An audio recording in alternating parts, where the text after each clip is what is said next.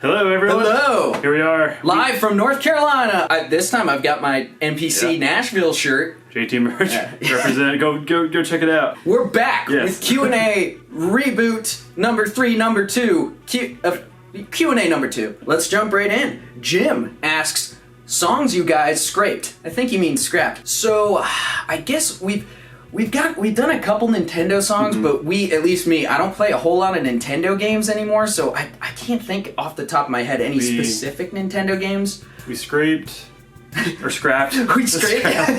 We scrapped a Call of Duty live action. Yes. Just because it didn't have a concrete kind of direction. I do want to do like a gun tactical video eventually. Yeah, our director Patrick had this really cool creative for a live action Call of Duty video, but I couldn't find a direction for the song, so and then I guess most recently there was a video game Legends heroines one. Oh yeah. Which we ultimately we're scrapping just because it's going to be a logistical headache. Yeah. Getting a bunch of artists together that we don't work with regularly. We could get Andrea fine. Yeah. A bunch of female artists. Yeah. So we're going to probably actually do this is not a promise, but I think if we do a new video game Legends, it might be N64 games.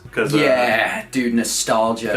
Because doing Star Fox just opened up a whole kind of can of nostalgia. So maybe that. So turned out to a scrapped project into what maybe could happen instead. A scraped project. But thank you for the question, Jim. Sushi asks, what's the most paranormal thing that happened to you both? I guess individually, because I don't know if we've ever been together when something weird's happened, but I was once just walking down the hallway at my house when I was a kid, and my aunt was babysitting us, and she was in the kitchen with all my siblings, and I know no one else was in that part of the house, and I was walking, and as soon as I got to the corner, I heard, "Hey," clear as day, and there's no way it was anyone back there because it sounded like someone was right here, and then I turned the corner, and obviously no one was there, but I'll never forget that. Like, someone said, "Hey," right in my ear. So spooky. I got goosebumps.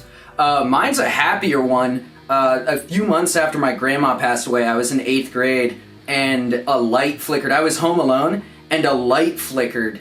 And my grandma always said that she would flicker the lamps if she wanted to come back and visit us. And I wasn't scared at all. I felt like my grandma was there. I don't know if she actually was. I'm still very skeptical about ghosts, but it felt like she was there, and it was a touching paranormal thing. So, it matters. Yeah. BB asks, what is your favorite gun? A random question, but applicable, because we like to go to the range every once in a while.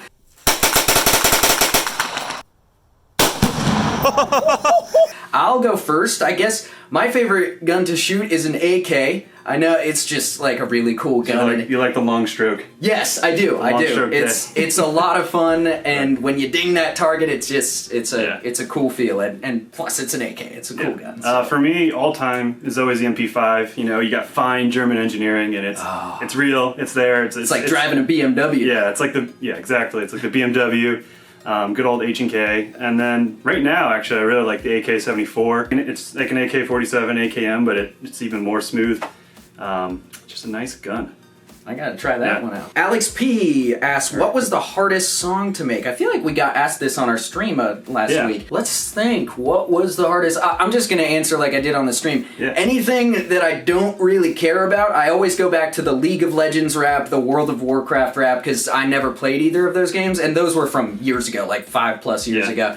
So I did a bunch of research, but the song it was like tedious research, and it wasn't that fun to make, and it didn't come out that great because it wasn't authentic. Yeah. So I'd say anything that I don't really care about makes for a really hard song to make. I think those two songs are pretty good turning points, where we stopped doing things that were big for the sake of that they're big, so there has to be genuine interest now. Like the Fontaine Bioshock rap, it was just about Fontaine. It was very specific, but it had a direction. So I guess that's another thing that determines how hard a song is to make. Like if you've got a direction for it. Cameron Riley, what is your favorite part about working for Rooster Teeth? So, common misconception is that we don't work for them. We are our own employees of JT Machinima. We're partners. Privately owned and operated. Yeah. And we're partners with Rooster Teeth, and it's great. They're all super friendly people, like-minded. I mean, it's probably what you'd expect. I did just want to clarify that we're not employees of Rooster Teeth. Just affiliated. It's a point of pride because we're business owners, and we are ultimately in charge of our own destination, our own goal. I don't know. What's the stars? Yes. We align our own stars. Yes, exactly. Yeah. So what's your favorite part about being affiliated with Rooster Teeth? I mean, honestly, just I love Funhouse and Rivers Blue, all that. So it's just cool now to be ingrained in there and meet everyone and kind of, have hung out with them. It's just that's easily the coolest part. Yeah, I was gonna say Funhouse. John got me into Funhouse probably like 4 years ago, which was pretty recent. They've been around for a while with Inside Gaming, so I've become a huge fan. So when I got to meet them and hang out with them, and recently collaborate with Elise Willems on our Nicolas Cage cipher, when she sent me her vocals, I was so starstruck, and I'm still starstruck every time we meet them, even though we're kind of friends now. But yeah, I'd say that. Nick Cage cipher, Elise Willems, go check it out. Joseph James Crum, I recognize that name. The donor. So, being you both are from Maine, and Skull, you went to college in New York, and Pat, you chose North Carolina, my question is, you guys could have set up shop anywhere. Why did you choose to settle in Wilmington? So, I went to school here, so that's kind of the core of why we're here. Or the beginning of the breadcrumbs. I don't know if that's even an expression. I went to school at UNCW, which is in Wilmington, North Carolina, and then he visited. He liked it. The cost of living cost of living super low, which is if we can set up shop anywhere. Let's go set up shop where it's beautiful, good weather, lots of nice things to do, beautiful people, low cost of living, and not having to shovel your driveway. I still love going back up north, especially in the winter for like a week or two.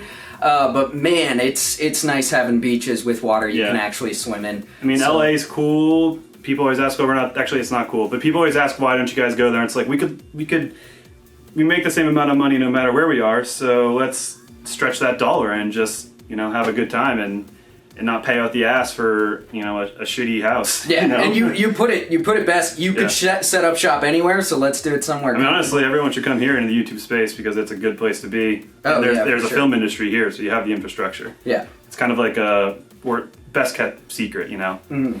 And now everyone's going to Austin, so Wilmington's still like, hey, we're here. But over here, no, Wilmington's the hot girl who's still wearing glasses. When she takes her glasses off, everybody's going to come here, so. Ryben Card asks, is Pat really tall or Skull really short? Another great question. So I'm 6'3". I'm 5'7" on a good day, so you see us here. We're both standing flat on the ground. I'm below average, he's above average, but not like gargantuanly below or above. So average man is about probably here, right in the middle. Yeah. Tyler Fitzgerald asks, who would win a rap battle between all nerdcore rappers? No offense, but my money would be on Daddy Fat Snaps. No offense taken. That's a good. I think you're right. I agree with you. I feel like he's looking for a fight, and I think he's ready for it. He's been waiting. Oh, the Snaps. He brings fire. So he'd win. He's got some of the most intense flow. I'm gonna be honest. You guys know who I simp. I simp Dan Bull. But it really depends on what your flavor of music is. Mm-hmm. So I love Dan Bull's lyricism and his wordplay, and he's been a huge inspiration to me to hone my craft and become better as a rapper.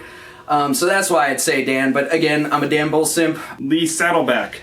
That's that's like a wholesome American name right there. Lee Saddleback. How did you guys come up with the name Skull and Pat? That's badass. So Pat fan, Patriots fan. I like the Patriots, New England Patriots.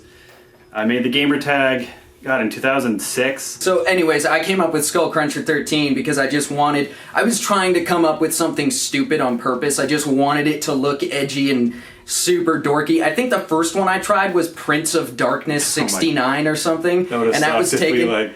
If we took off in your Prince of Darkness. Prince of Darkness, so edgy. We would have rebranded or changed something there. That was taken, and I typed in Skull Cruncher spelled with a C, and I was like, I'm gonna get even edgier and spell it with a K. So that's how I came up with that one, and it stuck. And now I love the name Skull. I love being called Skull. Yeah. Willow Wolf asks, would you guys be able to do one video tutorial of how to make a beat and write lyrics for a rap? If so, would you guys be able to tell what you use and everything else?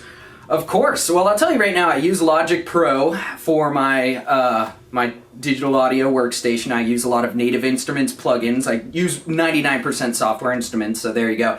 But I was actually thinking, a lot of our nerdcore compadres have been doing some live streams of beat making, and I was thinking about maybe jumping in on that too. Seems like it'd be a lot of fun, so I would love to take you guys behind the scenes and show you how I make beats, how I write lyrics.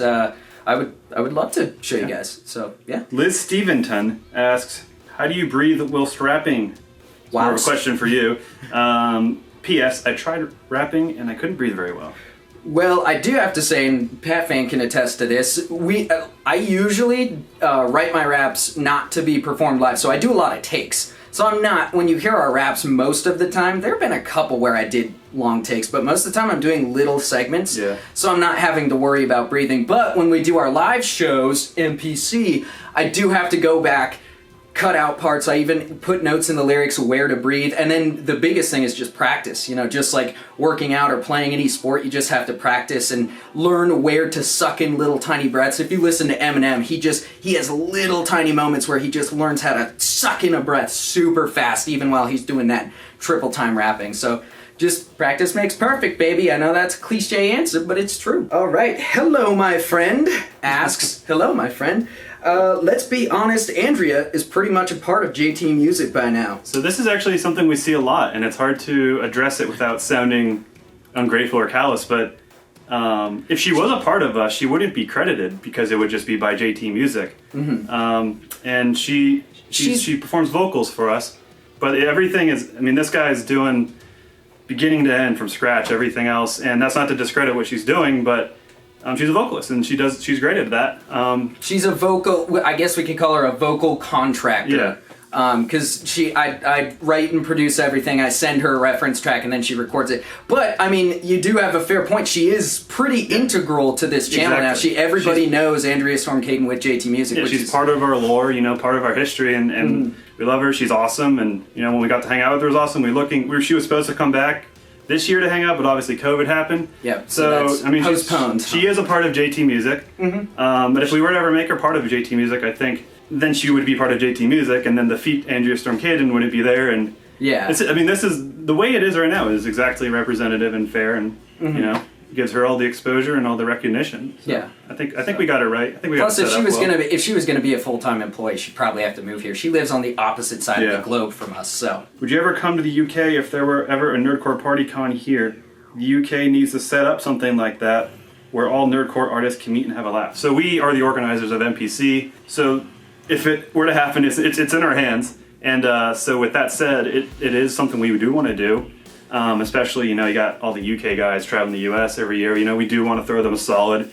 Dan Bull wants us to come over there. He said we could crash at his place. He literally said all of the Nerdcore family can crash at Dan Bull's. So we do want to do an NPC, UK, or there's 3 spots in Europe that are super hot in terms of hotbeds of nerdcore music, and that's the UK, Germany, which is huge. Half our merch goes to Germany. It's wild. And then Scandinavia.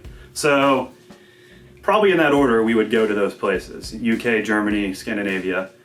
Not all at once, or maybe not all ever. A big European tour. That would be cool to knock it all at once. Tour. But yes, we do want to come to the UK. Especially, it's like a 5-hour flight across. You know, it's not terribly bad. It's just as much to go to LA for us. So. Yeah. It would be awesome, for sure. We're not against it. First, global pandemic needs to calm down, and then we'll see. But we can't go anywhere.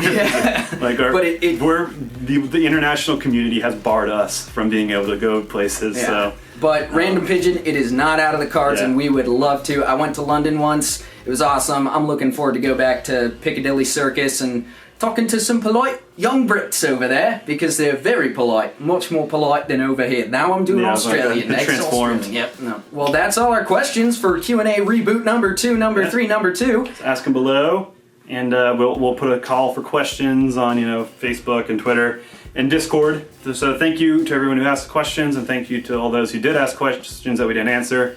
It was hard. It's getting hard to pick. Now that we said no song requests, stop those. Now there's a lot of good questions coming through, so it's hard to pick. So don't be discouraged. Ask your question again, because there's a good chance that I saw it, and I saw one I liked a little bit better. But maybe it'll be a one that I really like, or it'll gel next time. We'll still scroll back through and look at them all. Yeah. So. But bye guys. Peace.